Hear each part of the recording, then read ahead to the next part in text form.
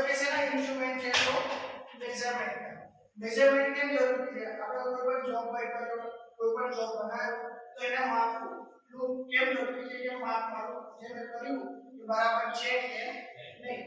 એના માટે આપણે મેઝરમેન્ટનો ઉપયોગ કરીએ છીએ મેઝરમેન્ટ હોય આપણે શું હોય પણ આપણે mm માં જોવું હોય તો આપણે કયો શબ્દ કરીએ વર્નિયર સ્કેલ જો આના કરતા મારે માઇક્રોનમાં આપણે માપવું હોય આપણે જેનો ઉપયોગ કરીશું માઇક્રોમીટર કોઈ પણ વસ્તુને માપીએ તો સૌથી પહેલા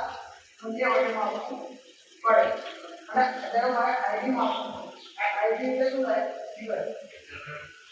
ઇન્ટરનલ ડાયામીટર અને ઓડી એટલે શું થાય